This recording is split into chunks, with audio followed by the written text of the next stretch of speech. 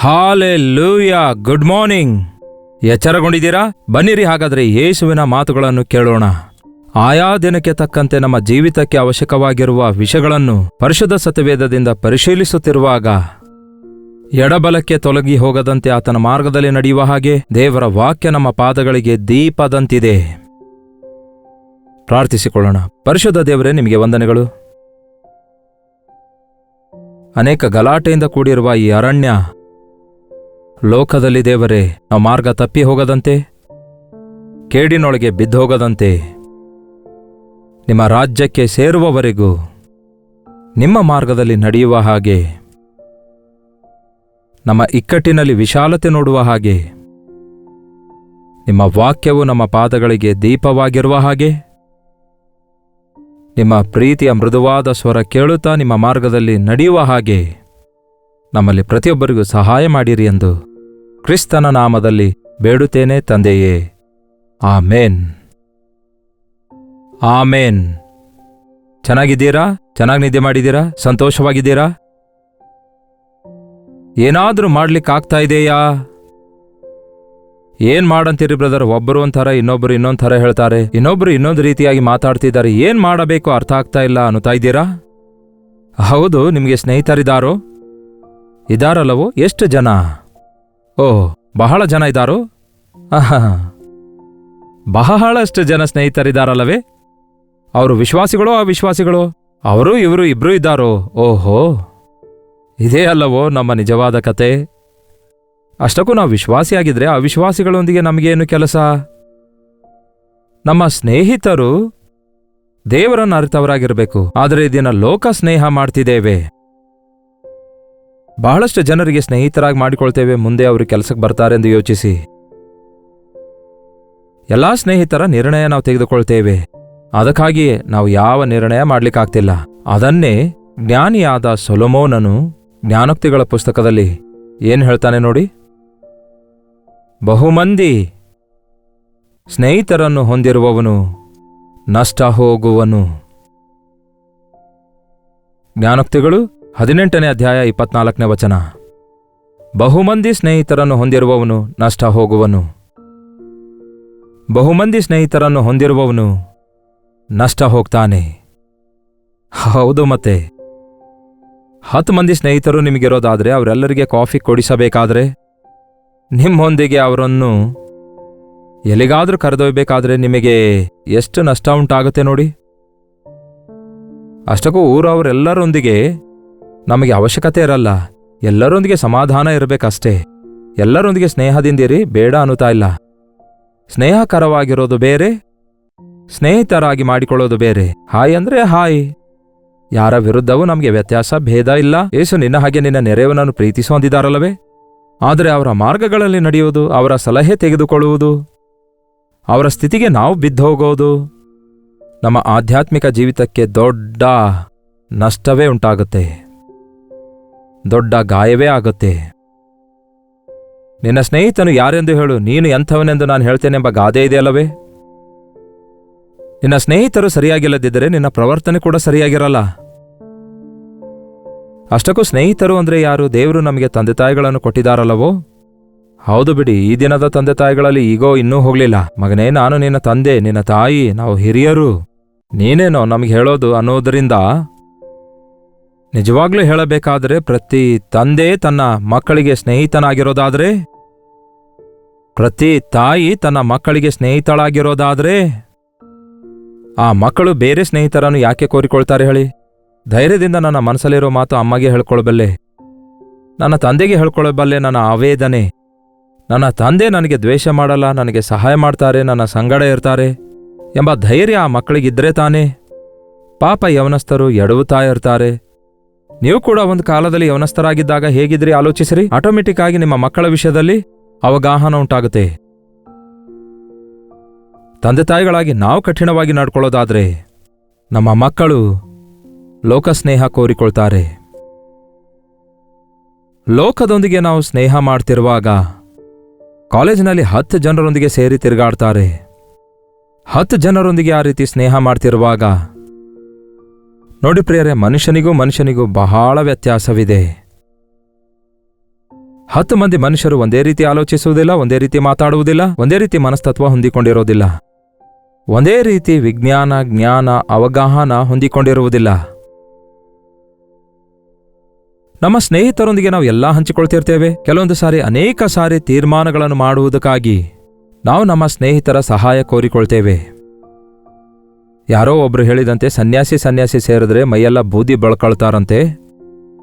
ನಿಮಗಿರುವ ಸಮಸ್ಯೆಗಳೇ ನಿಮ್ಮ ಸ್ನೇಹಿತರಿಗಿರ್ತವೆ, ಮತ್ತೆ ನಿಮಗೆ ಹೇಗೆ ಪರಿಷ್ಕಾರ ಕೊಡ್ಲಿಕ್ಕಾಗುತ್ತೆ? ಆದರೆ ಅನೇಕ ಜನರು ಅದೇ ಸ್ಥಿತಿಗೆ ಹೋಗುತ್ತಾ ನಷ್ಟ ಹೋಗ್ತಿದ್ದಾರೆ. ಅವರ ಆರೋಗ್ಯ ಹೊರಟೋಗ್ತಿದೆ, ಅವರ ಸಮಯ ಹೋಗ್ತಿದೆ, ಅವರು ಸಾಧಿಸಬೇಕಾದ ಕಾರ್ಯಗಳನ್ನು ಸಾಧಿಸಲಿಕ್ಕಾಗದೆ ನಿಂತು ಹೋಗ್ತಿದ್ದಾರೆ. ನೀವೇನಾದ್ರೂ ಸಾಧಿಸಬೇಕಿದ್ದಾಗ ನೀನೇನನ್ನುತ್ತಿ, ನೀನೇನು ಹೇಳ್ತಿ ಕಣೋ ಎಂದು ಫ್ರೆಂಡ್ಸ್ಗಳ ಸಲಹೆ ಕೇಳೋದಾದ್ರೆ ಎಲ್ಲರೂ ಒಂದೇ ರೀತಿಯಾಗಿ ಹೇಳ್ತಾರೋ? ಆ ವಿಷಯಗಳನ್ನು ಮನುಷ್ಯರ ಮುಂದೆ ಯಾಕೆ ಹೇಳ್ಕೊಳ್ಬೇಕು? ಮನುಷ್ಯರ ಅಭಿಪ್ರಾಯ ನಮ್ಗ್ಯಾಕೆ ಬೇಕು? ಹಾಗೆ ಯೇಸು ಕ್ರಿಸ್ತನು ಕೂಡ ಒಂದು ಸಾರಿ ತನ್ನ ಶಿಷ್ಯರಿಗೆ ಜನರು ನನ್ನ ಬಗ್ಗೆ ಏನಂದ್ಕೊಳ್ತಾರೆ ಎಂದು ಕೇಳ್ತಾರೆ. ತನ್ನ ಕುರಿತು ಜನರು ಏನಂದ್ಕೊಳ್ತಾರೆ ಎಂದು ಕೇಳಿ ಆನಂದಿಸುವುದಕ್ಕಾಗಿ ಹಾಗೆ ಕೇಳಲಿಲ್ಲ. ತನ್ನ ಸುತ್ತಲಿರುವವರಿಗೆ ತನ್ನ ವಿಷಯದಲ್ಲಿಯೇ ಎಷ್ಟು ನಿಜ ಗೊತ್ತು, ಎಷ್ಟು ಅವಗಾಹನವುಳ್ಳವರಾಗಿದ್ದಾರೆಂದು ತಿಳ್ಕೊಳ್ಳಲು ಕೇಳ್ತಾರೆ. ಕೆಲವರು ಎಲಿಯಾ ಅನ್ನುತ್ತಾರೆ, ಕೆಲವರು ಪ್ರವಾದಿ ಅನ್ನುತ್ತಾರೆ, ಕೆಲವರು ಸ್ನಾನಿಕನಾದ ಯೋಹಾನ ಅನ್ನುತ್ತಾರೆ. ಹಾಗೆ ಹೇಳ್ತಾ ಇರುವಾಗ ನೀವೇನಂದ್ಕೊಳ್ತೀರಿ ಎಂದು ಕೇಳಿದಾಗ ಆಗ ನೀನು ನಿಜವಾಗಲೂ ದೇವಕುಮಾರನಾಗಿದ್ದಿ ಎಂದು ಪೇತ್ರ ಹೇಳಿದಾಗ ಇದು ನಿನ್ನ ಸ್ವಂತ ಅಭಿಪ್ರಾಯವಲ್ಲ, ಇದು ಪವಿತ್ರಾತ್ಮನ ಅಭಿಪ್ರಾಯ ಎಂದು ಯೇಸು ಹೇಳ್ತಾರೆ. ನಮ್ಮ ವಿಷಯದಲ್ಲಿ ಪ್ರಿಯರೇ, ಮನುಷ್ಯರು ನಮ್ಮ ವಿಷಯದಲ್ಲಿ ಏನಂದುಕೊಳ್ತಿದ್ದಾರೆ ಎನ್ನುವುದು ಮುಖ್ಯವಲ್ಲ. ನನ್ನ ವಿಷಯದಲ್ಲಿ ದೇವರು ಏನಂದುಕೊಳ್ತಿದ್ದಾರೆ, ಮನುಷ್ಯರು ಹೇಳಿರುವುದಲ್ಲಿ ಯಾವುದು ಬೆಸ್ಟ್ ಆಗಿದೆ, ಯಾವುದು ಬೆಟರ್ ಆಗಿದೆ, ಯಾವುದು ಗುಡ್ ಆಗಿದೆ ಎನ್ನೋದಲ್ಲ, ದೇವರ ಚಿತ್ತ ಯಾವುದೆಂದು ತಿಳ್ಕೊಳ್ಬೇಕು. ಅದಕ್ಕೆ ನಿಮಗೊಂದು ಅವಶ್ಯಕತೆ ಇದ್ದಾಗ, ನಿಮಗೊಂದು ಸಮಸ್ಯೆ ಬಂದಾಗ, ಇಲ್ಲವೇ ನೀವೊಂದು ತೀರ್ಮಾನ ತೆಗೆದುಕೊಳ್ಳಬೇಕಾದಾಗ ಊರವರಿಗೆಲ್ಲ ಹೇಳಬೇಡ್ರಿ, ನಿಮ್ಮ ಫ್ರೆಂಡ್ಸ್ಗಳೆಲ್ಲರಿಗೆ ಹೇಳಬೇಡಿ, ಬಂಧುಗಳೆಲ್ಲರಿಗೆ ಹೇಳಬೇಡಿ. ಈ ಸ್ನೇಹಿತರಿಗಿಂತಲೂ ಬಂಧುಗಳು ಇರ್ತಾರಲ್ಲವೇ, ಸೋದರ ಮಾವ, ಸೋದರ ಅತ್ತೆ ಹಾಗೂ ದೂರ ಬಂಧುಗಳು ಅನ್ನುತ್ತಾರೆ. ಯಾವ ಅವಗಾಹನ ಇಲ್ಲದವರು, ಲೋಕದಲ್ಲಿದ್ದಂಥವರು. ತಪ್ಪು ಸಲಹೆಗಳಿಂದ ಈ ದಿನ ಎಷ್ಟೋ ಜನ ಹಾಳಾಗ್ತಿದ್ದಾರೆ ಪ್ರೇಯರೇ. ಅನವಶ್ಯಕವಾದ ಸ್ನೇಹ ಮಾಡಬೇಡಿರಿ, ದುಸ್ಸಹವಾಸವು ಒಳ್ಳೆ ನಡತೆಯನ್ನು ಕೆಡಿಸುತ್ತದೆ ಎಂದು ವಾಕ್ಯ ಹೇಳ್ತದೆ. ನಮ್ಮ ಸ್ನೇಹ ದೇವರೊಂದಿಗಿರಬೇಕು. ಅಲ್ಲೇ ನೋಡಿ, ಬಹುಮಂದಿ ಸ್ನೇಹಿತರನ್ನು ಪಡೆದವನು ನಷ್ಟ ಹೋಗುವನು, ಸಹೋದರನಿಗಿಂತಲೂ ಹತ್ತಿರ ಹೊಂದಿಕೊಳ್ಳುವ ಸ್ನೇಹಿತನೂ ಉಂಟು, ಒಬ್ಬ ಸ್ನೇಹಿತನು ಇದ್ದಾನೆ. ಮಲಯಾಳಂನಲ್ಲಿ ಸ್ನೇಹ ಅಂದರೆ ಪ್ರೀತಿ ಎಂದರ್ಥ. ನಮ್ಮನ್ನು ನಿಜವಾಗ್ಲೂ ಪ್ರೀತಿ ಮಾಡಿದಂಥವನು, ನಮ್ಮ ಯೋಗಕ್ಷೇಮಗಳನ್ನು ಕೋರಿಕೊಂಡಾತನು ಒಬ್ಬ ಸ್ನೇಹಿತನಿದ್ದಾನೆ. ಸಹೋದರರಿಗಿಂತಲೂ, ಬಂಧುಗಳಿಗಿಂತಲೂ, ಲೋಕ ಸ್ನೇಹಿತರಿಗಿಂತಲೂ ಒಬ್ಬನೇ ಹೆಚ್ಚಾಗಿದ್ದಾರೆ. ಆತನೇ ನಮ್ಮ ಕರ್ತನಾದ ಯೇಸು ಕ್ರಿಸ್ತನಾಗಿದ್ದಾರೆ. ಆತನೇ ನಮ್ಮ ಸ್ನೇಹಿತನು, ಆತನೇ ನಮ್ಮ ಒಡೆಯನು, ಆತನೇ ನಮ್ಮ ರಕ್ಷಕನೂ ಆಗಿದ್ದಾನೆ. ಆತನೇ ನಮ್ಮ ಸಲಹೆಗಾರನು, ಆತನೇ ನಮ್ಮ ರಾಜನಾಗಿದ್ದಾನೆ ಎಂದು ಯೋಚಿಸಿ ಒಬ್ಬ ವ್ಯಕ್ತಿ ಕ್ರಿಸ್ತನಿಗೆ ತನ್ನ ಜೀವಿತದಲ್ಲಿ ಸ್ಥಾನ ಕೊಡುವಾಗ, ಕ್ರಿಸ್ತನಿಗೆ ತನ್ನ ಸ್ನೇಹಿತನನ್ನಾಗಿ ಮಾಡಿಕೊಂಡಾಗ, ಆ ದಿನ ಸ್ನೇಹಿತನೊಂದಿಗೆ ಮಾತಾಡಿದ ಹಾಗೆ ದೇವರು ಮೋಶೆಯೊಂದಿಗೆ ಮುಖಾಮುಖಿಯಾಗಿ ಮಾತಾಡಿದರು. ಅಬ್ರಹಾಮನು ದೇವರ ಸ್ನೇಹಿತನು ಎಂದು ಕರೆಯಲ್ಪಟ್ಟನು. ಬೆಳಗ್ಗೆ ಎದ್ದ ತಕ್ಷಣವೇ ದೇವರೊಂದಿಗೆ ಮಾತಾಡಿಕೊಳ್ಳಿರಿ, ಆತನೇ ನಿಮ್ಮ ಫ್ರೆಂಡ್ ಆಗಿದ್ದಾನೆ. ನಿಮಗೆ ಅನುಮಾನ ಇದೆಯಾ? ನಿಮಗೆ ಸಂದೇಹವಿದೆಯಾ? ನೀವು ಸಂದಿಗ್ಧತೆಯಲ್ಲಿದ್ದೀರಾ? ಆತನಿಗೆ ಕೇಳ್ರಿ. He will guide you. ಆತನ ಪರಿಪೂರ್ಣ ಚಿತ್ತ ಯಾವುದೆಂದು, ಯಾವುದು ನಿಮಗೆ ಉತ್ತಮವೆಂದು, ಯಾವುದು ನಿಮಗೆ ಮೇಲೆಂದು ಯೋಚಿಸಿಕೊಂಡು ಅದನ್ನೇ ನಿಮಗೆ ತಿಳಿಯಪಡಿಸುತ್ತಾರೆ. ಆತನೇ ನಿಜವಾದ ಸ್ನೇಹಿತನಾಗಿದ್ದಾನೆ. ನಿಜವಾದ ಸ್ನೇಹಿತನು ಬಿಡಲಾರದೆ ಪ್ರೀತಿಸ್ತಾನೆ. ಲೋಕ ಸ್ನೇಹಿತರು ನಿಮ್ಮ ಹತ್ತಿರ ದುಡ್ಡಿರುವಾಗ ನಿಮ್ಮ ಸುತ್ತಲೂ ಇರುತ್ತಾರೆ. ನಿಮಗೆ ಅಂದವಾಗಲಿ, ಗ್ಲಾಮರ್ ಆಗಲಿ, ಇಲ್ಲವೇ ನಿಮ್ಮಲ್ಲಿ ಒಂದು ತಿಳುವಳಿಕೆ ಆಗಲಿ, ಜ್ಞಾನವಾಗಲಿ ಏನಾದರೂ ಈ ರೀತಿ ಇರುವುದಾದರೆ ಬಹುಶಃ ನಿಮ್ಮ ಸಹಾಯಕ್ಕಾಗಿ ನಿಮ್ಮ ಸುತ್ತಲೂ ತಿರುಗಬಹುದೇನೋ. ಆ ದಾರಿ ತಪ್ಪಿ ಹೋದ ಮಗನು ಹೊರಟೋದ ನಂತರ ಸ್ನೇಹಿತರೊಂದಿಗೆ ಬಹಳ ಸಂತೋಷಿಸ್ತಾನೆ. ಇರೋ ದುಡ್ಡೆಲ್ಲ ಖಾಲಿಯಾಗುತ್ತೆ, ಎಲ್ಲವೂ ಮುಗ್ದೋಗುತ್ತೆ. ಎಲ್ಲವೂ ಮುಗ್ದೋದ ನಂತರ ಒಬ್ಬ ಸ್ನೇಹಿತನು ಕೂಡ ಜೊತೆಗಿಲ್ಲ.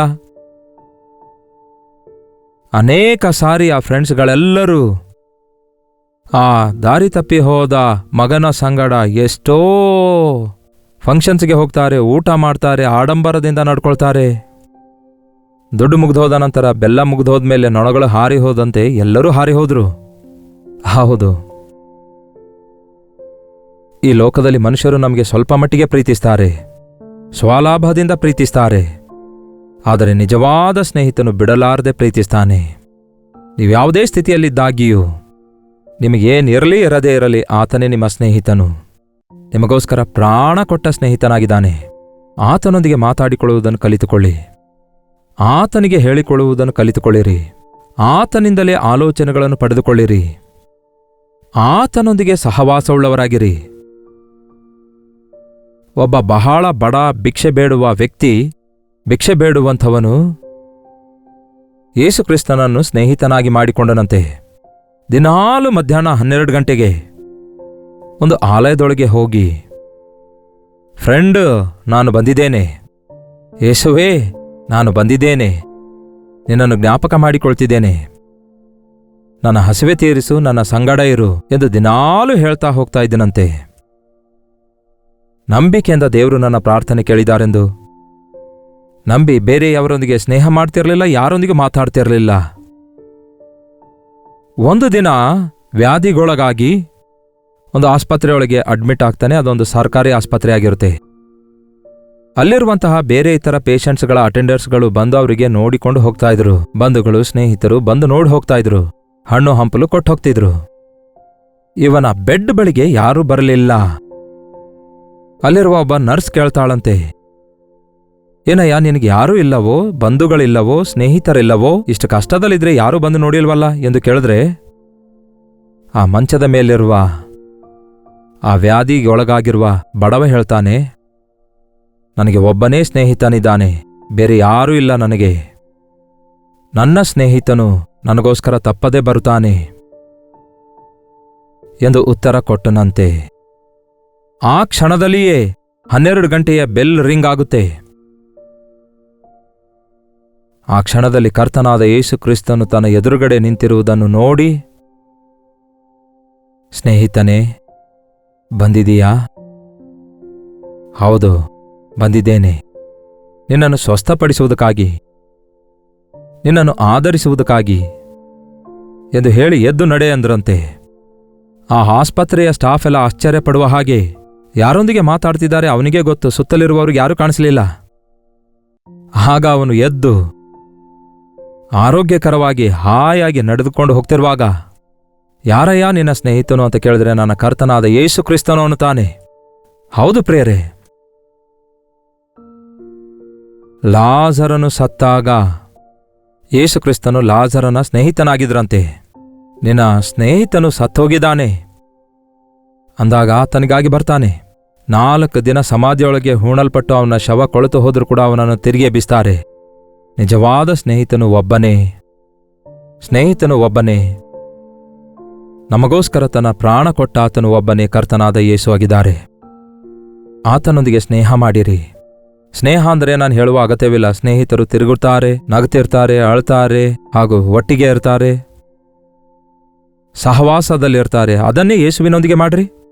ಯಾಕೆ ತಾನೇ ಆತನ ಹಾಡು ಹಾಡಬಾರದು, ಆತನೊಂದಿಗೆ ಮಾತಾಡಿಕೊಳ್ಬಾರ್ದು, ಆತನ ಸನ್ನಿಧಿಯಲ್ಲಿ ಪ್ರಾರ್ಥಿಸಬಾರ್ದು, ಆತನ ಮಾತು ಕೇಳಬಾರ್ದು?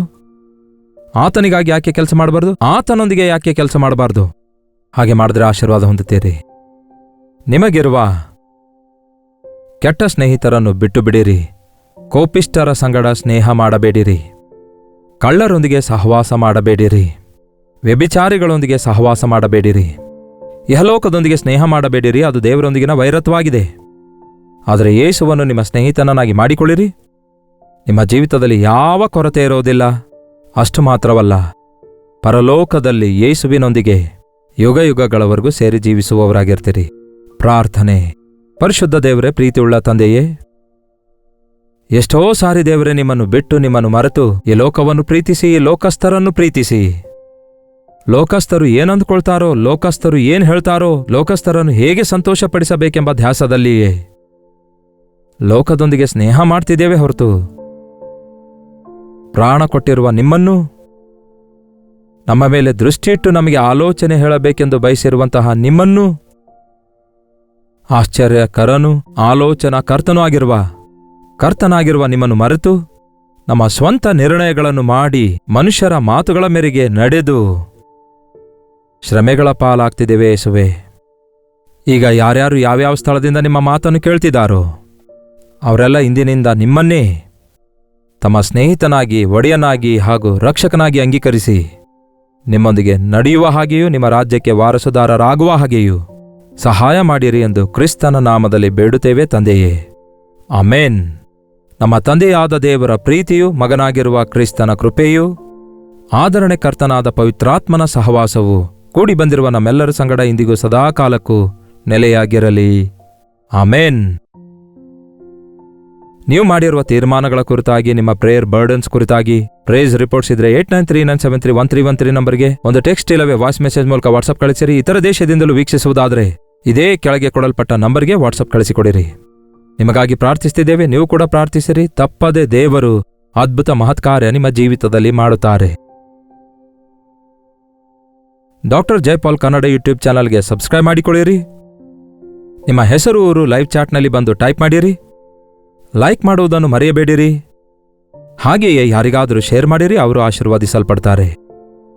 ಕರ್ತನ ಕೃಪೆಯ ಮೇರೆಗೆ ಅನೇಕ ದಿನಗಳಿಂದ ಈ ಅನುದಿನದ ಧ್ಯಾನವನ್ನು ಯೂಟ್ಯೂಬ್ನಲ್ಲಿ ಬೆಳಗ್ಗೆ 7 ಗಂಟೆಗೆ ನಿಮಗೋಸ್ಕರ ಪ್ರಸಾರ ಮಾಡ್ತಿದ್ದೇವೆ. ಇದನ್ನು ಮುಂದೆ ವರಿಸುವ ಹಾಗೆ ದೇವರು ಸಹಾಯ ಮಾಡ್ತಿದ್ದಾರೆ.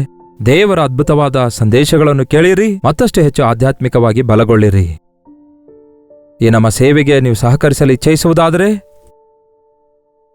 8939731313 ನಂಬರಿಗೆ ನೀವು ಕರೆ ಮಾಡಿರಿ, ನಿಮಗೆ ವಿವರಗಳು ತಿಳಿಸಲಾಗ್ತದೆ. ಈ ಸೋಷಿಯಲ್ ಮೀಡಿಯಾದ ಮೂಲಕ ದೇವರ ವಾಕ್ಯ ಕೇಳ್ತಿರುವ ನೀವು ಪರಿಪೂರ್ಣರಾಗಿ ಪರಿಪಕ್ವತೆ ಹೊಂದಿ ಫಲಿಸುವವರಾಗಿರಬೇಕೆಂದು ಆಶಿಸಿ ದೇವರ ರಾಜ್ಯದಲ್ಲಿ ಉನ್ನತ ಸ್ಥಾನದಲ್ಲಿರಬೇಕೆಂದು ನಿಮಗೋಸ್ಕರ ಪ್ರಾರ್ಥಿಸುತ್ತಾ ಈ ಸಂದೇಶಗಳನ್ನು ನಿಮಗೆ ತಲುಪಿಸ್ತಿದ್ದೇವೆ, ನಿಮಗೋಸ್ಕರ ಪ್ರಾರ್ಥಿಸ್ತಿದ್ದೇವೆ. ನಿಮ್ಮ ಪ್ರಾರ್ಥನೆಯಲ್ಲಿ ನಮ್ಮನ್ನು ಕೂಡ ಜ್ಞಾಪಕ ಮಾಡಿಕೊಳ್ಳಿರಿ. ಕರ್ತನ ಚಿತ್ತವಿರುವುದಾದರೆ ಮತ್ತೆ ನಾಳೆ ಇದೇ ಅನುದಿನದ ಧ್ಯಾನ ಎಂಬ ಕಾರ್ಯಕ್ರಮದಲ್ಲಿ ಮತ್ತೆ ಭೇಟಿಯಾಗೋಣ. ಅಲ್ಲಿವರೆಗೂ ದೇವರ ಮಹಾಕೃಪೆ ನಿಮ್ಮೆಲ್ಲರೊಂದಿಗಿರಲಿ.